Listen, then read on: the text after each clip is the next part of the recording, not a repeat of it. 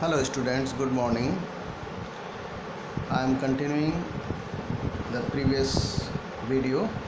This is Omda Sharma from Social Science of 10th class.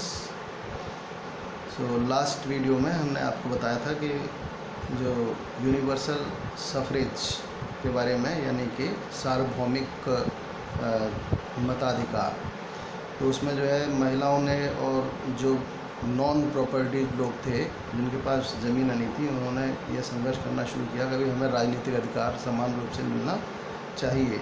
उन्होंने इसके लिए आंदोलन चलाए। अब हम बात करते हैं, तो ये तो राजनीतिक बात थी, यानी कि राजनीति की पॉलिटिकली इक्वलिटी थी, लेकिन इकोनॉमिक क्षेत्र में भी, आर्थिक क्षेत्र में भी समानता का अधिकार यानी समानता चाहिए थी।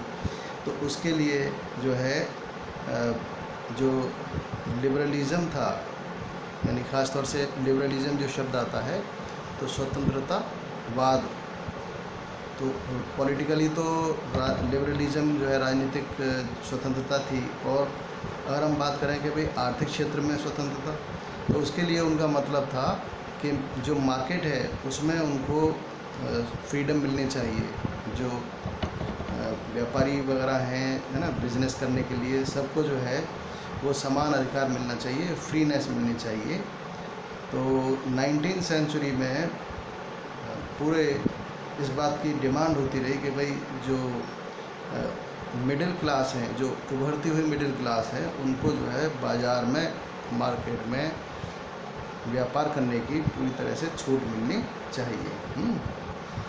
तो इसके लिए जो है एक तो ये था कि भाई बात करते हैं, let us take the example of the German speaking regions. तो in the first half of the 19वीं सेंचुरी, 19वीं सेंचुरी यानी कि 1800 के बाद में जो वहाँ पर इस तरह के जो बदलाव आए वो क्या थे, तो नेपोलियनिक जो एडमिनिस्ट्रेटिव जो उपाय किए, नेपोलियन ने प्रशासनिक रूप से जो उपाय किए, उसमें क्या किया उसने, तो जर्मन स्पीकिंग क्षेत्र में भी ख़ास तौर से जो बहुत सारे कन्फेडरेशन था वहाँ, principalities of a confederation of 39 states. German speaking जो लोग थे 39 स्टेट्स के, उन्होंने अपना एक जो है कन्फेडरेशन बना हुआ था, उनका एक संघ बनाया हुआ था, जो कि वो जो है व्यापार वगैरह किया करते थे। तो सभी का जो संघ यानी जो बने हुए थे 39 स्टेट्स में, 39 स्टेट्स में वहाँ पर जो है अपनी करेंसी होती थी, अपने अलग अलग जो वज़न तोलने के बाट वगैरह हैं वो हुआ करते थे। तो ऐसे में एक उदाहरण दिया है इसने 1833 में, जो है हम्बर्ग टू न्यूरम्बर्ग जाने के लिए एक व्यक्ति जाता है, तो उसको जो है 11 जगह पर, करीब 11 जगह कस्टम बैरियर्स उसको जो है पार करने पड़ते हैं। उसके सामने जो है वो चुंगी वगैरह देनी पड़ती है, सीमा शुल्क देना पड़ता है। तो और हर जगह जो है 5% उसको देना है। तो आप समझ सकते हैं कि उसको कितना महंगा पड़ता होगा और कितनी परेशानी होती होगी, जगह जगह रुक कर के जाना, फिर उसको दिखाना, तोलना, सब चीज़ें। तो ड्यूटीज़ जो हैं वो मेजरमेंट जो था वो वेट के हिसाब से, मेजरमेंट के हिसाब से लगती थी उस पर जो चुंगी थी। तो ये जो मेजरमेंट था, जो वेट थे, है ना, इसमें बहुत समय लगता था, उसको कैलकुलेट करना होता था। और आप वहाँ पर जो पहले वो एक था एले जिसे कहा जाता है, एक इकाई थी यानी नापने की। तो उसको जो है अब एक जगह पर मान लीजिए 1 मीटर की लंबाई जो है कितनी है, और अगले दूसरी जगह पर जा कर के उसमें वो चेंज हो जाती थी। तो उसमें जो है जैसे फ्रैंकफर्ट वगैरह और ये सब दिया है इसने उदाहरण, इसमें 54.7 सेंटीमीटर ऑफ क्लॉथ एक एले था। दूसरी जगह मेंज में 55.1 सेंटीमीटर, न्यूरम्बर्ग में वही चीज़ वहाँ पर जो है 65.6 सेंटीमीटर बैठती थी।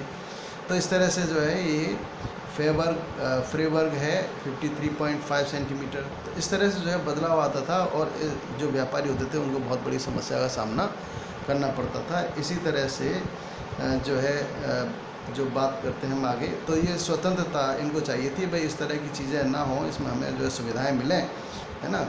तो नेशनलिज्म जो है, राष्ट्रवाद जो है कैसे पैदा होगा, क्योंकि सब जब एक हो जाएंगे तो राष्ट्रवाद जो है वो विकसित होता चला जाएगा। यही चैप्टर में बताया है। तो ऐसी कंडीशन में ऑब्स्टिकल्स जो थे, इकोनॉमिक जो चेंज था कॉमर्शियल क्लासेस में, है ना, ये काफ़ी बढ़ता चला गया। यानी कि जो रुकावट थी उसके लिए जो है लोगों ने विचार किया कि इसमें जो है छूट मिलनी चाहिए। तो एक जैसा जो है वो कानून बनना चाहिए इसके लिए, कि जिससे कि भाई जो भी व्यापार करें उसमें कोई रुकावट ना आए, है ना, लोग जो है एक जगह से दूसरी जगह आराम से जा सकें। तो 1834 में कस्टम यूनियन बनी थी, जो कि प्रशिया ने बनाई थी। इसमें जो है जिसको कहा गया था जोल बैरन का मतलब वही था, एक संघ बनाया था इन्होंने, व्यापार संघ। और इसमें जो है बहुत सारे जो बैरियर्स थे उनको ख़त्म करके, जैसे करेंसी जो थी वो 30 टाइप की चला करती थी, उसे ख़त्म करके 2 टाइप्स का कर दिया। और नेटवर्क जो रेलवे वगैरह का नेटवर्क था उसे बढ़ा दिया, उससे जो है एक दूसरे से जो है लोग आना जाना, इकोनॉमिक और यानी लोगों का आना जाना था, पैसे का इधर से उधर पहुंचना था, सामान का इधर से उधर पहुंचना था। तो उसमें काफ़ी जो है यूनिफिकेशन हुआ, एकता बढ़ी। तो इस तरह से जो है नेशनलिज्म जो है मजबूत होता चला गया, है ना। Wider nationalist sentiments growing at the time, उस समय पर जो काफ़ी तेज़ी से विकसित हुए। और अगली वीडियो में हम आपको इससे नेक्स्ट जो टॉपिक है, सब टॉपिक, उसके बारे में बताएंगे। Till then good bye.